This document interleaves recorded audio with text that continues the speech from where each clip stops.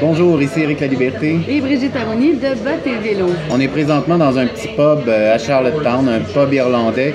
On a décidé de venir s'arrêter parce que là, il commence à pleuvoir. Fait qu'on vient s'arrêter ici. On est venu pour le 5 à 7. Question de goûter les bières locales et les petits festins qu'il y a ici. Alors, on vient vous faire un peu le bilan de ces 2 premières journées sur l'île du Prince-Édouard, de ce pèlerinage. On va vous parler des routes tout d'abord, comment ça se passe. Le volet touristique. Étant donné que l'île du Prince-Édouard fait environ 300 km de long, on s'est dit on ne se limitera pas à faire le Confederation Trail, qui est probablement très joli, mais qu'on va faire demain.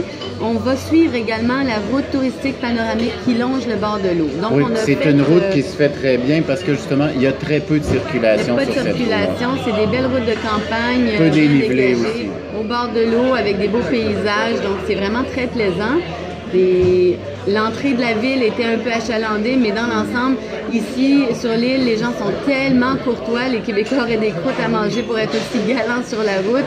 On nous évite et donc même dans Charlottetown, le pédaler est très agréable. Vous allez voir une petite vidéo d'ailleurs qui va suivre ensuite notre présentation sur ces 2 premières journées-là.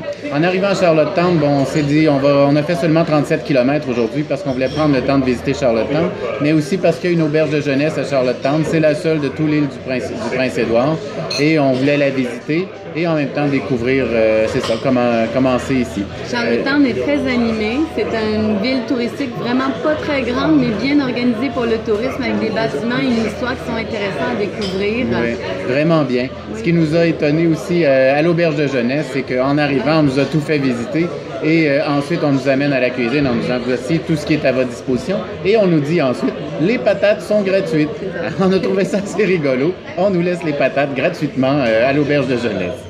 Ensuite de ça, bien, on voulait vous parler de la démarche aussi, parce que depuis notre départ, les 2 premières journées, bien, avec nos péripéties du départ, le vélo qui est tombé en bas de la voiture, soit dit en passant, ça n'a pas été trop grave. Bon, ça n'a pas été dangereux, c'est ce qui a été très bien, il n'y avait personne qui nous suivait. Et ensuite de ça, on a pu le faire réparer, on n'a vraiment pas eu de gros dégâts sur le vélo. Mais ensuite de ça, ce que ça nous a ramené, bien, comme je vous disais la dernière fois, c'est prendre le temps. Fait que ça nous a forcé à ça parce que même si on est habitué de faire des pèlerinages et qu'on entre dans cette démarche-là régulièrement, on doit être amené souvent à cet état-là qui veut qu'on ralentisse et qu'on prenne le temps. C'est pas toujours évident, justement, de s'extirper d'un rythme de vie qu'on a pour ralentir et pouvoir se l'approprier aussi ensuite. Parce que l'effort qu'il y a ensuite à faire, c'est de dire « Hey, regarde, j'y ai goûté et je le ramène à la maison, ce rythme-là, je vais prendre le temps de faire les choses à l'avenir. » C'est encore plus dur de penser à ralentir quand on voyage à vélo parce qu'on a tendance, en tout cas moi j'ai l'habitude de pédaler, vouloir me rendre, j'aime beaucoup le vent et on oublie de prendre le temps de s'arrêter, ralentir, regarder, lever le nez sur la roue, vraiment, pied à vélo, ben c'est ça, faut y penser, faut se faire c'est dur de ralentir. Faut s'imposer de s'arrêter, de faire des pauses et vraiment se donner de plus courtes distances, pas chercher à faire du 150 km par jour, on profite pas, l'expérience c'est pas là, c'est pas d'arriver, c'est de vivre justement le parcours, le déplacement en le goûtant, en le savourant. Donc, première chose. Deuxième chose, justement, dans ce lâcher-prise, dans ce ralentir-là, il y a une certaine forme de lâcher-prise. Il y a un lâcher-prise aussi qui est là, puis qui nous demande justement de lâcher prise sur le contrôle qu'on veut avoir des événements et de la façon dont ça va se dérouler. Plus on cherche à contrôler, plus on braque en résistance et plus ça devient difficile et là, plus on risque d'être malheureux, déçu de ce qui va se passer.